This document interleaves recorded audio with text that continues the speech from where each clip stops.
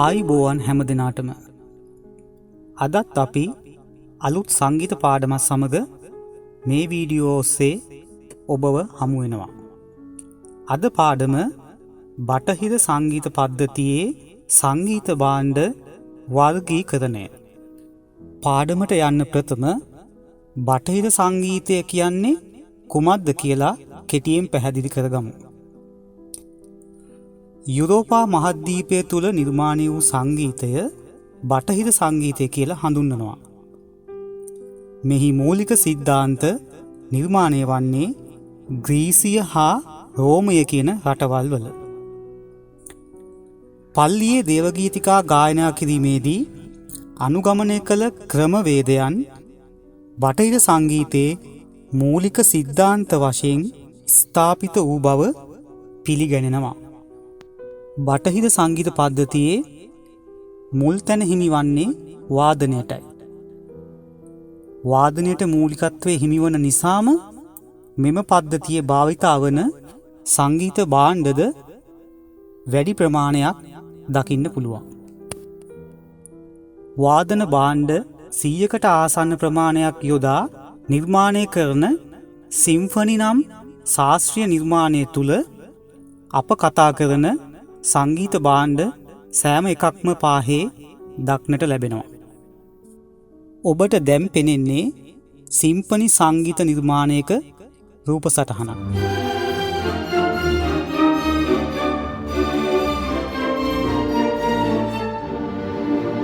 Symphony නැමැති නිර්මාණය ගැන කතා කරන්නේ අපේ පාඩමට අදාළ සංගීත භාණ්ඩ වර්ගීකරණයේ කොටස් මෙහි දක්නට ලැබෙන නිසා.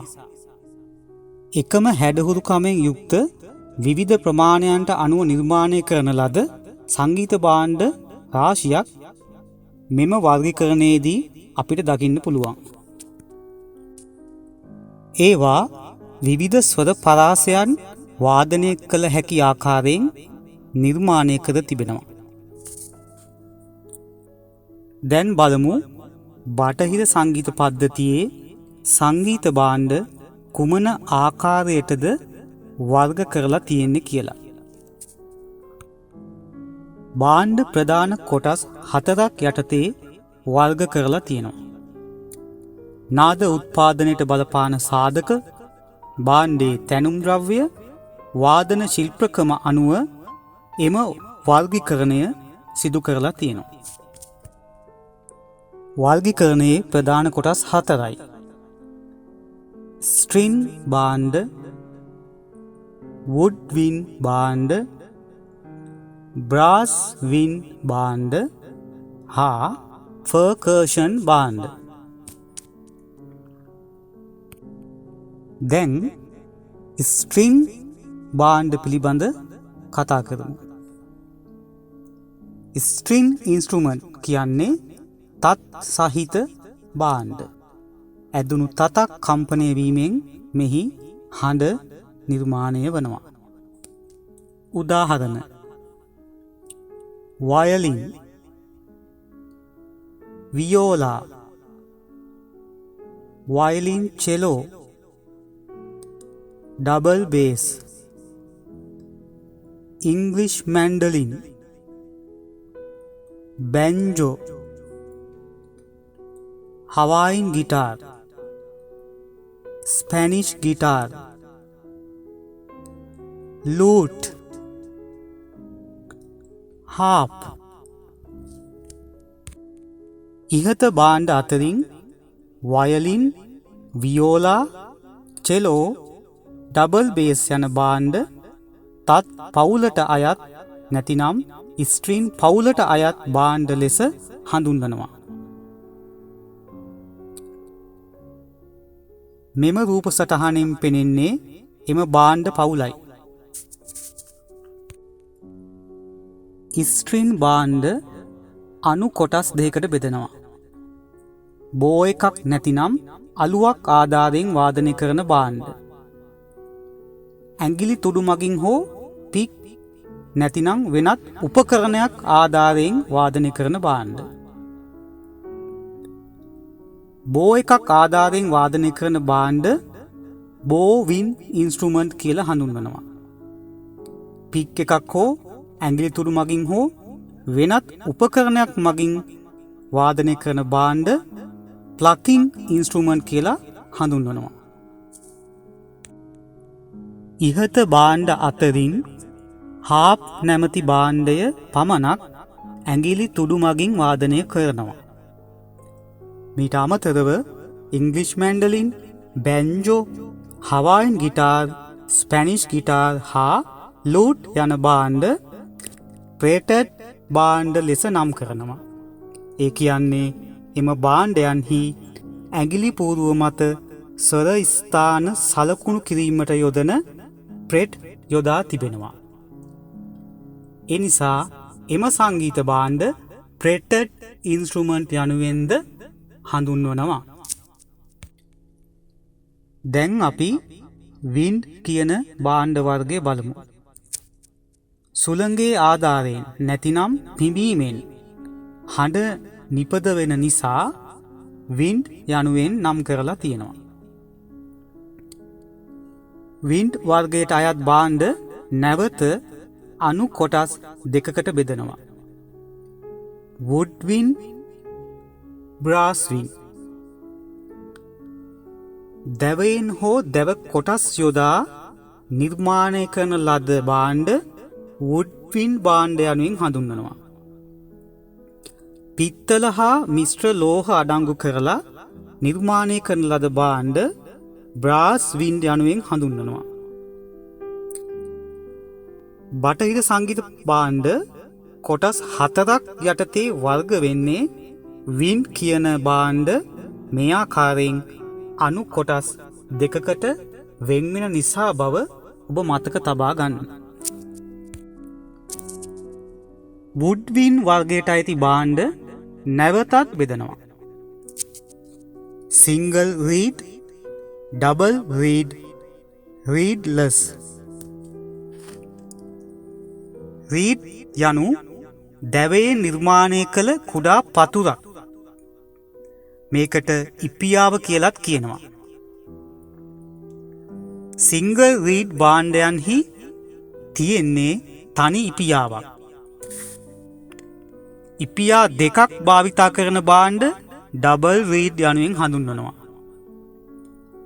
ඉපියා නොමැති භාණ්ඩ රීඩ්ලස් යනුවෙන් හඳුන්වනවා.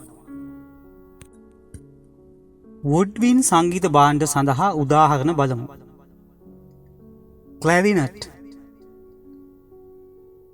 සැක්සෆෝන්,